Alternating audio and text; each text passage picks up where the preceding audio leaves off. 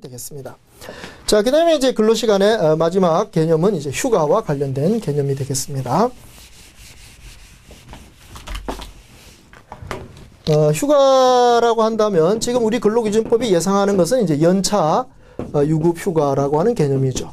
연차 유급휴가라고 하는 개념. 그래서 이 연차라는 말을 보니까 1년 근무, 이것이 이제 중요한 요건이 되겠습니다. 그래서 1년 근무해서 80% 이상 80% 이상 출근했을 때, 그랬을 때 기본으로 며칠을 주죠? 15일을 준다는 것입니다. 그러니까 우리가 보시면 1년 근무를 하면 2년 차에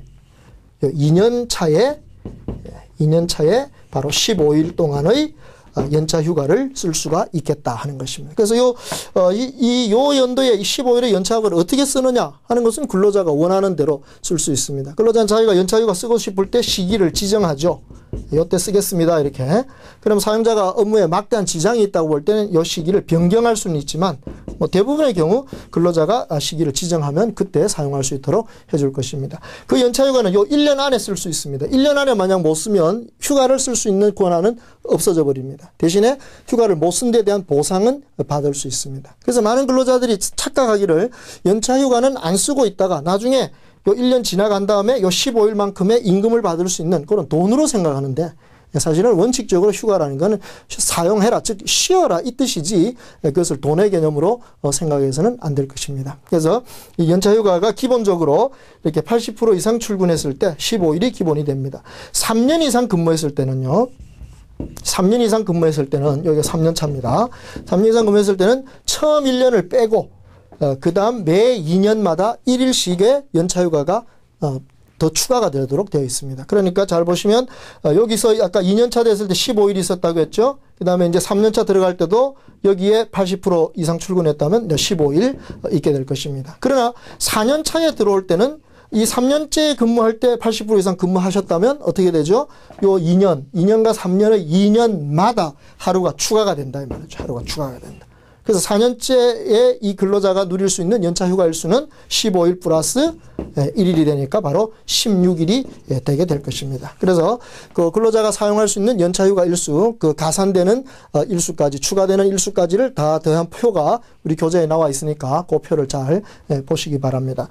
주의하실 점은 이렇게 기본적으로 80% 이상 출근하지 않으면은 이 15일 이상이라고 하는 그런 연차 휴가가 발생하지 않습니다. 기본 휴가가 발생하지 않습니다. 그런 경우에는 이 추가도 발생하지 않는다라고 보는 것이 지금까지의 이론이었습니다. 근데 최근에 이제 법이 바뀌면서 80% 미만을 출근했을 때, 80% 이상을 출근 못하고 80% 미만을 출근했을 때는 그 다음 1년 동안에 이제 월차 휴가처럼 쓸 수 있도록 하는 제도가 있기 때문에 그 부분에서 추가 휴가는 인정할 거냐 말 거냐는 논란은 좀 남아 있겠습니다만 아직까지 이것이 이제 실질적으로 적용되고 있지는 않으니까 앞으로 이 문제는 좀 검토해보고 어떻게 될 것인지에 대해서 이제 어떤 해결책이 나올 것 같습니다. 그래서 기본적으로는 기본 휴가, 즉 80% 이상의 출근을 하지 않았을 경우에는 그 가산휴가, 추가휴가도 인정되지 않는다. 이것이 현재까지의 원칙이다 하는 점으로 정리를 해두시면 되겠습니다.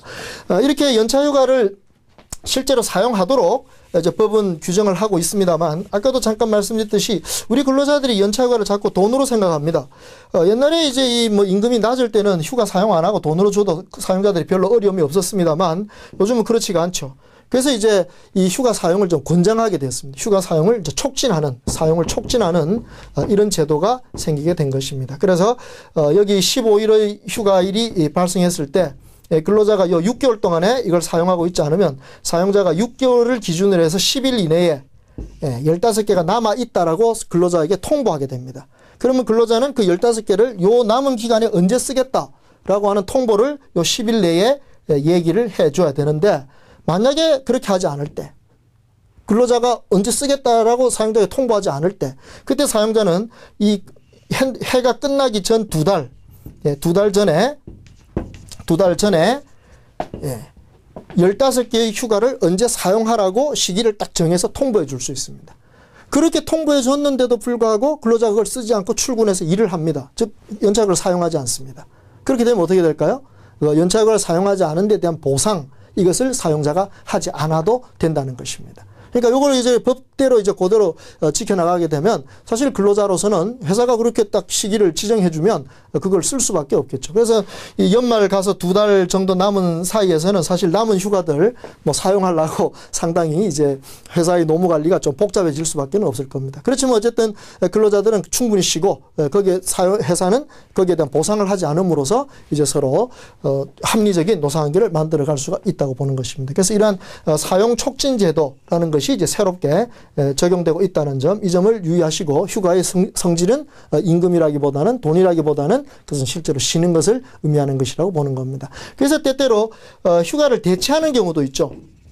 징검다리 휴일 같은 것, 또 명절 같은 때, 그 어떤 왔다 갔다 하기가 좀 불편하면 휴가를 사용한 것으로 가름해가지고 어떤 휴무일을 정해버리는 거예요. 그걸 휴가 대체라고 하는 것입니다. 그래서 이렇게 사용 촉진이나 대체 제도 이런 것들이 있는 걸 보면 가능한 한 휴가는 사용하라고 하는 개념이 지금 우리 근로기준법에서 강조하고 있는 그런 개념이라는 점, 이 점을 이해하시면 되겠습니다.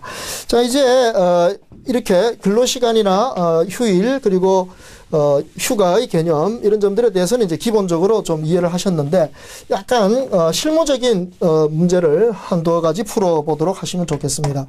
먼저 이 근로시간 계산에 대해서 상당히 많은 질문을 받습니다.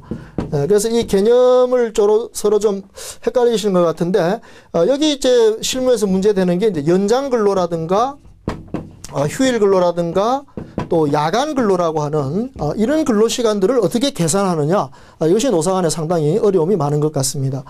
특히 야간 근로라는 개념은 우리가 지금 얘기하지 않은 거지만 근로기준법을 잘 보시면은 오후 10시부터 다음날 새벽 오전 6시까지 요때 근무하면 야간 근로가 된다 하는 거, 이걸 기억하시면 됩니다. 그래서 지금 여기 설명드린 연장 근로, 휴일 근로, 야간 근로 요 세 가지는 이 시간대에 근로를 하는 경우 50%의 가산수당을 지급하도록, 통상임금의 50%를 가산해서 주도록 하는 그런 근로시간이라는 점, 이 특징을 잘 보시면 됩니다. 그래서 여기서 근로시간을 정확하게 계산하는 게 필요하죠. 자, 예를 하나 들어보십시다. 오후 8시에 들어와서 다음날 오전 8시에 퇴근하는 이런 근로자가 있다면 이 사람의 근로시간은 어떻게 계산이 될까요? 다만 이 경우에 중간에 12시부터 자정부터 1시까지는 휴게시간이 있습니다. 그러니까 전체적으로 보면 12시간 구속되어 있지만 1시간의 휴게가 있으니까 11시간 근무하는 것은 맞습니다.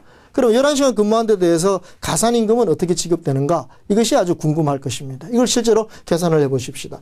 먼저 8시부터 10시까지를 봅시다.